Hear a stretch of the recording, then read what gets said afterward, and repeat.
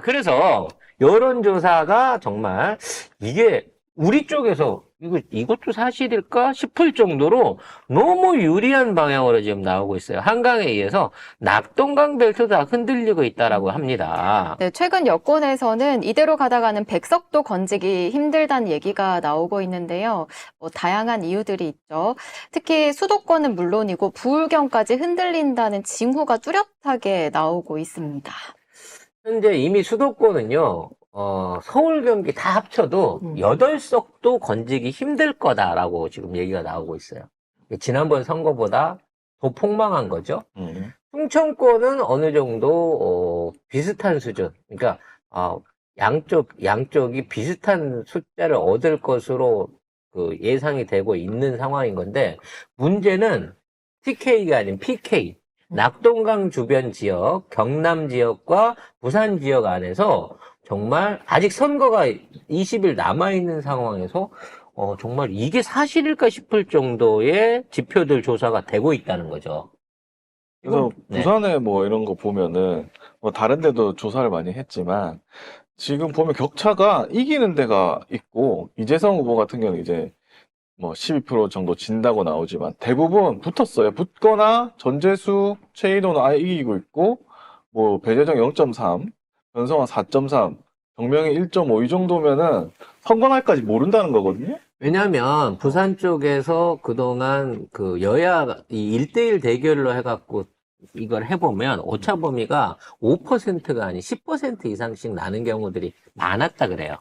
그러니까 실제 부산 분들이 유독 좀 뭐랄까 속마음들을 잘 얘기를 안 하기 때문에 막상 투표율하고 예상치하고 차이들이 많이 난다는 거야. 저 캠프에 계셔본 이 국장님, 네. 네, 실제로 어떻습니까? 저는 한 10년 전, 딱 10년 전에 캠프에 있었는데 늘 걱정하는 그거죠. 뽑아준다고 했다가 여론조사도 다 뽑아준다고 했다가 투표장에 가서 아씨 이러면서 저쪽 다 순간 손이 미끌리는 거지. 왜냐면 늘 찍던 게 그쪽인데 그 투표 근육이 이 기억하고 있던 그 각도로 도장이 나간다는 거지. 그러니까. 현장에 들어가면. 그거를 되게 걱정을 많이 했어요. 그래가지고 그때 지방선거였는데 이제 뭐 쭉 좋았는데 박근혜가 그때 그 뭐지 세월호 사건 나고 우는 바람에 확 뒤집혔다고 했거든요. 그러니까 그런 사건 사고들이 깜깜이 기간에 벌어지면 이게 어떻게 될지 모른다. 그래서 우리 건희 누나가 그 기간에 나와갖고 한번 울지 않을까라는. 역풍 불 텐데? 그러니까 반전의 카드를 우리가 쌍판대기 들이미는 네. 순간 기대해 볼 수 있는 이러는데. 거예요. 그래서 네. 뭐 갑자기 대국민 사과를 하면서 뭐 아이고, 저와 저희 가족 목소리를 박아. 저희 가족으로 인해서 국민 여러분께 심려를 끼쳐드린 점 죄송합니다. 저기- 동성하고는 네. 어떤 관계세요? 국회의원 총선이 끝나고 나면 자발적으로 법정에 출두해서 조사받고 명명백백하게 밝히도록 하겠습니다. 저희 힘들게 노력하고 있는 저희 윤석열 오빠를 여러분들 기억해 주세요. 막 이러면서 개도 한 마리 네. 들고 나와서 이런 쇼를 할 수도 있지 않을까 싶어요. 그거 쇼하고 이제 단체로 이제 국민의힘 그 후보자들이 단체로 절하고 저라고. 한번 도와주십시오 이게 또 엎드려서 하고. 도와주십시오. 저를 퍼포먼스를 또 하겠죠. 그러면 이제 받아가지고 기레기들이 대서특필 도대체 선거가 뭐길래 영부인 눈물까지 끌어내냐 전체 다 야, 너 우리가 선거 전략 짜주는 것 같아. 필승 전략 짜주는 것 같아. 근데 그게 먹힐까 이제? 그러니까 한번 당해봤잖아요. 당했는데도 근데 이렇게 저쪽 30%는 먹혀. 아니, 이게 2년 전에 대선 때 써먹은 수작질이잖아요. 그리고 2년 동안 한 짓이 있잖아. 그러니까 한 이게 이제 늑대가 나타났다 했을 때 한 번 속은 사람들은 이번에 또 속을 거냐라는 부분 안에서 이제 딜레마가 생기는 거죠. 그리고 제일 중요한 건 너무 정치를 못했어, 실제로. 아니, 지금 다들 지금 죽겠는데 경제도 안 좋고 지금 죽겠구만. 그리고 그 정치를 못한 가운데에서도 제일 뭐랄까, 큰 피해를 봤던 데가 부산 TK 지역인 거예요. 아, 지금 많은 분들이요, 걱정하고 계세요. 대통령실에서 송 작가 TV 보고 있는데, 진짜, 너무 좋은 전략이 나왔어요, 이러면서. 잠깐, 우리 엑스맨 된 건가? 근데 예전하고 다른 게 뭐냐면 부산 지역에 계신 분들은 사실상 중도에 가까워요. 그냥 부산 안에 있는 인구들이 부산 원래 전쟁만 안 났으면 4, 50만에 어촌도시에서 끝났을 지역이란 말이야. 근데 여기가 지금 뭐 350만, 400만 된 대도시가 된 거는 전쟁 때 왔던 피난민들이 눌러 앉았고 전후 복구 이후에 부산이 말하자면 가장 빠르게 성장하는 도시 중에 하나가 됐기 때문에 그걸로 인해 가지고 산업화의 어떤 맛을 봤고 그것 때문에 오히려 난개발이라고 하는 또 지금의 약점을 안고 있는 지역 하에서 이제 남아있는 건 자존심밖에 없었다는 거지. 근데 지난 2년 동안 부산에 보울경 메가시티 무산, 북항 무산, 비행장 무산, 엑스포 무산, 기타 등등 이게 이제 최근에 방사능 핵배수 그 방류까지 계속해서 부산 지역의 민심을 자극할 수밖에 없는 이것들이 쌓여왔어요. 근데 여기에 대해서 얘네들이 실질적으로 내놓은 거는 시장에 가갖고 떡볶이 집어먹는 거 말고는 지금까지도 아무런 조치가 실질적인 조치가 없었다는 거지. 강 대장님께서 대선에 진 건 속아서가 아니고 우리 쪽 내부에서 개판 친 것이 크지. 맞아. 그렇지. 이낙연이 대장동 그쪽 얘기하고 이낙연의 그 오른팔이 격인 사람이 윤석열 지지 선언하고 맞아요. 그때 우리가 진 건 우리 지지층의 결집을 모으지 못했던 거고 그건 수박들이 한 짓입니다. 그렇지. 수박들 때문에 하지만 진 거지. 저쪽의 이직들은 어찌 됐거나 그때도 똑같이 뭉쳤어요. 맞아요. 탄압 때 뭉쳤던 만큼 뭉쳤고 거기서 우리가 날려먹은 굳건한 지지층이라고 믿었던 우리 편한테 날려먹은 게 결국 0.7%를 만든 건데 자 이번에는 저쪽 지지층이 실제적으로 흔들리고 있다는 지표가 보인다는 거예요. 그렇죠. 맞아요. 20일을 앞둔 상태에서 이 정도로 붙어 있는 경우가 나온 적이 없고요. 아, 실제로, 국민의 힘을 지지하는 사람들의 숫자 있잖아요. 그 비율하고, 그래서 국민의 미래, 그러니까 비례에서 국민의 미래를 찍겠느냐라는 거에서 확연히 빠져요. 국민의 미래를 찍겠다는 그러기 게. 때문에 지금 지역구에서 드러나는 증상이 이 정도라고 치면 이게 선거 날에 근접하게 되면 이 예상치들이 부산 지역은 언제나 빠져왔어요. 즉 민주당으로 많이 건너갔다는 거야. 그래서 20%로 지내, 30%로 지내 하던 게 10%로 지고 5%로 지고 막 이렇게 근접해서 붙었단 말이야. 그래서 현재 붙어 있는 이 후보들은 10%가 미만인 경우에는 다 뒤집혀질 가능성이 매우 높고요. 10% 이상 뒤졌다고 하는 분들도 나중에 실제 뚜껑을 까보게 되면 다 다른 방향으로 나올 수가 있다는 거야. 중요한 건 어느 한 지역뿐만이 아니라 부산 전체 낙동강 벨트에 있는 지역들이 다 똑같이 영향을 받는다는 거예요. 쉽게 말해서 기장은 받았는데 그 옆에 있는 뭐 사안은 안 받고 이런 게 없어. 다 부산 사람이고 다 커뮤니케이션을 하기 때문에 그래서 이거는 단순하게 어떤 지역구 하나의 움직임이 아니라는 데 의미가 있는 거예요.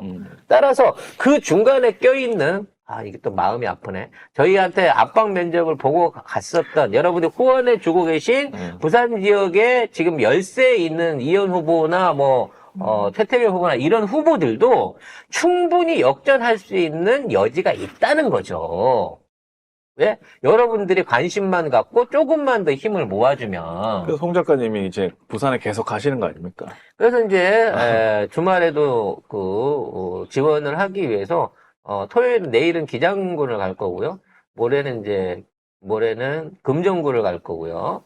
그 후에 이제 이재성 의원이 있는 사흘에도 같이 방문을 해가지고 어떻게든 도와드리기 위한 홍보 영상이라든지 관련된 소식들을 전하려고 합니다. 그러니까 송 작가 TV 24만 가지고 할 수 있으면 얼마나 하겠어라고 생각하실 수 있겠지만 다른데, 그러니까 그래요. 50만, 60만에 그 구독자 중에서 24만 하고 송 작가 TV의 풀 24만 하고는 약간 질적으로 달라요. 왜냐하면 우리는 진짜 정말 찐 애청자들만 정말 얇게 밀폐유처럼 쌓아온 24만 명이거든요. 그래서 저희가 이 방송을 한 데 1년 반 전부터가 그 얘기를 했어요. 다음 총선은 무조건 부산이 결정을 한다. 그리고 부산을 위해서 송작가 TV는 부산 지역 후보들과 총선을 돕기 위해 노력하겠다라고 하는 약속을 해왔고, 방사능 오염수 투기부터 시작해서 계속해서 그쪽 지역과 관련된 이슈에 동참하고 그에 관련된 방송들과 후보들을 소개해 왔습니다. 그리고 그 마지막 노력을 남은 20일 동안 해보려고 합니다. 혹시라도 부산 지역에서 송 작가를 만나보고 싶다라고 생각하시는 분은 내일 10시에 기장시장으로 오세요. 자, 내일 오전 10시 기장시장에 송 작가가 출몰합니다. 네, 그리고 일요일 10시에는 금정구에 있는 무슨 시장이지? 서동시장에서 여러분을 기다리겠습니다. 일요일 10시에는 금정구에 있는 서동시장에 송 작가가 출몰합니다. 작자라니. 뭐야. 그래서 특별히 거기에서 구름 이재명 대표처럼 구름 어떤 인파. 애청자를 보겠다는 게 아니고요.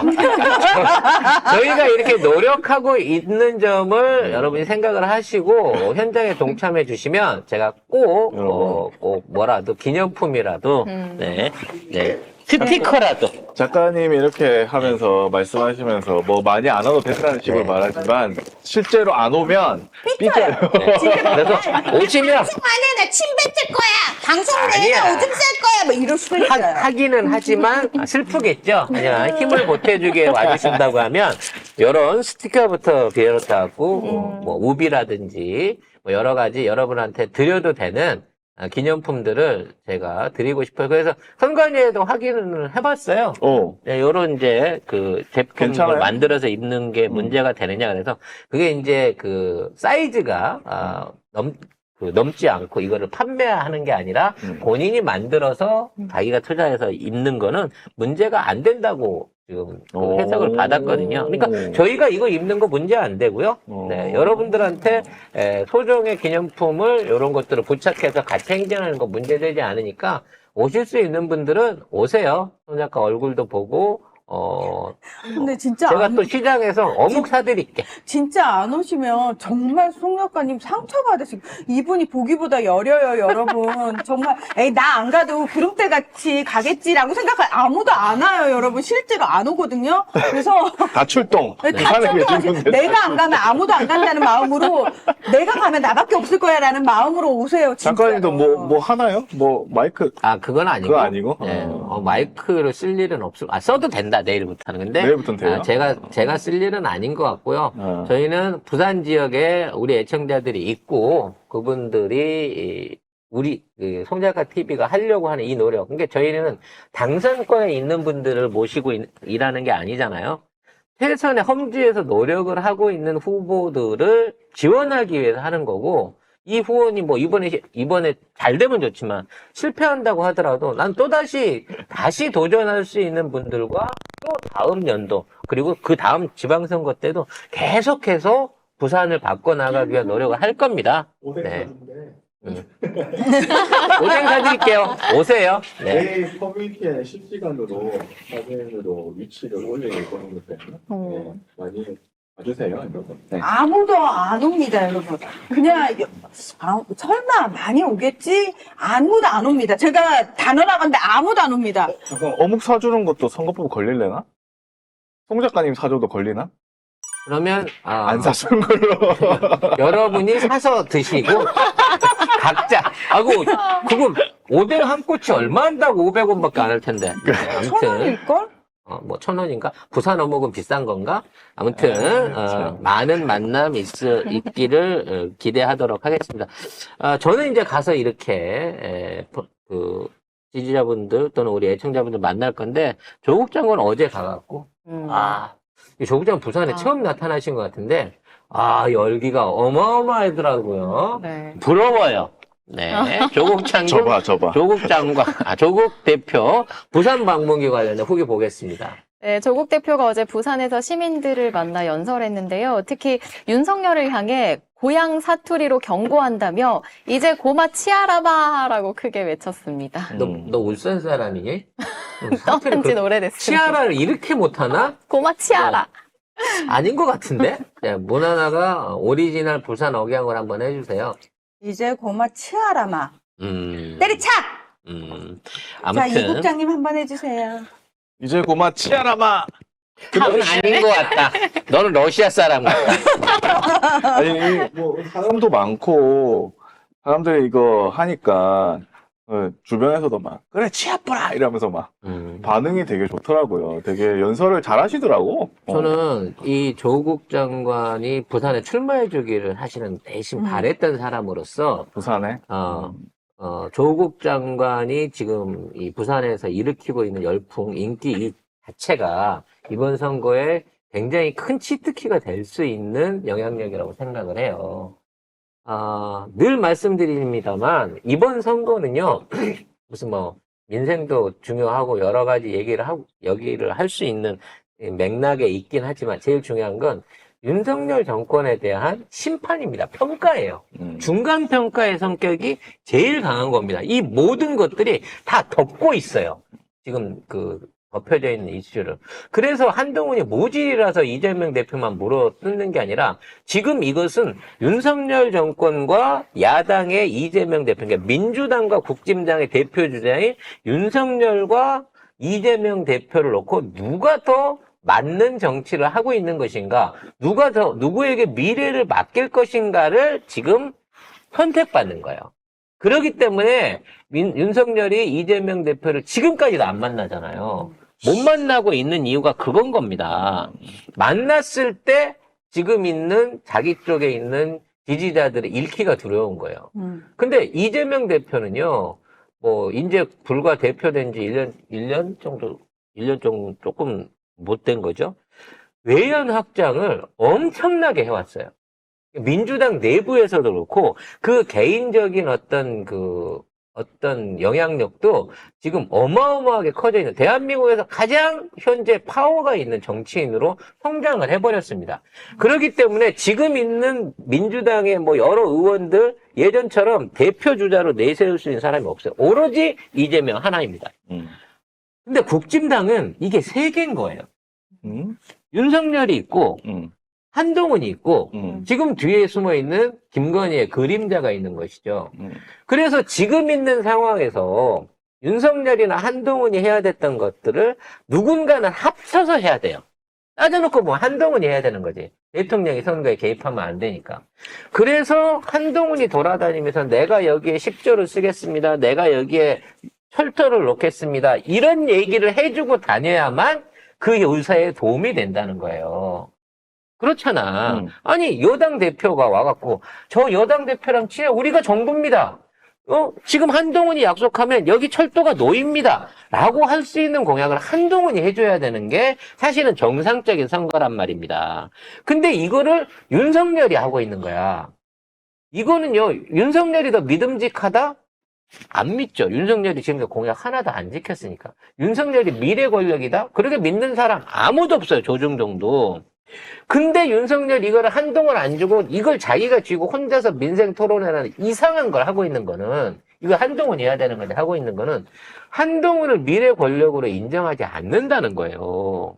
총선용으로 쓰고 버리겠다는 겁니다. 그래서 한동훈이 어디 가서 여기에 열차 놔드릴게요, 여기에 쇼핑센터 하나 지어드릴게요, 이 얘기 자체를 아예 못하고 있는 거라서 지금 본선에 들어가서 내일부터 선거 유세를 하는 지역 후보자는 한동훈을 데리고 와봐야 이재명 욕하는 거 말고는 얘한테 들을 게 없는 거야.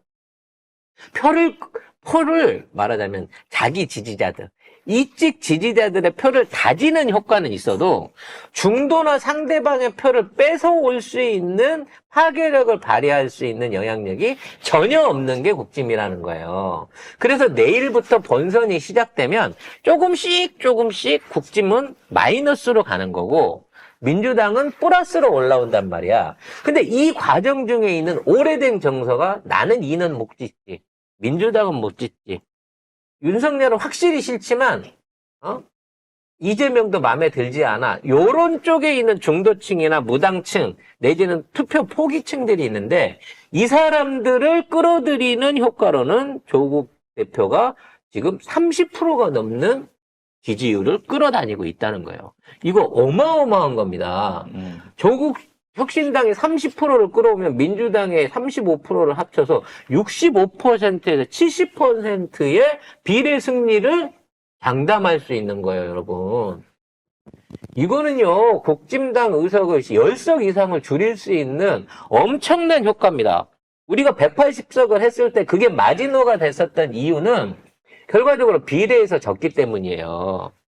근데 이번에는 비례에서도 지역구보다 압승할 수 있는 기회가 지금 현재 조국 대표의 선전을 통해서 준비되고 있다는 거죠. 그러니까 어떻게든 이간질을 하기 위해서 그 언론들이 이걸 써내고 있습니다만 현재 국짐에서 이걸 돌파하기 위해서는 한동훈과 조국 또는 한동훈과 이재명이 한 자리에서 만나가지고 동시에 붙어보는 수밖에 없습니다.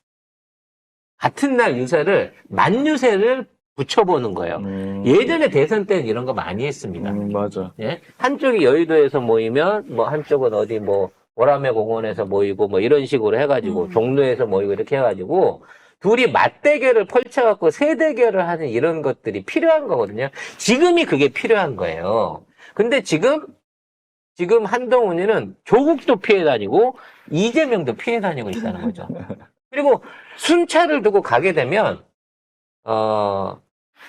광주 같은 케이스가 그거겠죠. 한동훈이 광주를 돌고 나면 지네들끼리 물고기 떼 한 30마리 정도, 많아야 100마리 정도 있는 거고, 이재명이 나타나면 아주 그냥 길을 꽉 채울 정도의 사람들이 오는 거고, 이제 조국이 나타나도, 조국도 광주에 나타나도, 이재명 대표 못지않은 사람들을 모았다는 거예요. 결국 이게 우리 쪽에서 양수로 플러스가 되고 있다는 거예요. 감산이 아니라는 겁니다. 그 부분에서 난 조국 장관이 그동안 민주당의 열세 지역이었던 부산, 대구, PK, TK 지역을, 충청 지역 같은 쪽을 적극적으로 공략해 주시기를 기대하고 있습니다. 조국 장관의 인기와 조국 장관이 끌어오는 표들은요, 우리 진보 진영의 자산이지 결코 한동훈이나 국진당의 자산이 될 수 없는 그런 표들입니다, 여러분. 그러니까 내분하지 마시고요. 이제 오늘이 지나게 되면 본선이에요. 그동안 예선 경기는 다 끝났어. 우리가 어저께 무려 태국한테 1대1로 비겼지만 기분 더럽지만 그래도 이게 본선 가서 하는 거랑은 느낌이 다른 거잖아요. 예선에 우리가 승리를 거뒀고 압도적으로 이겼기 때문에 본선에서는 이제는 진짜로 저쪽에 있는 표들을 잘라올 수 있는 그러한 소식들을 여러분들과 같이 공감할 수 있게끔 그런 소식들을 꾸준히 보여드리고 보내드리고 싶습니다.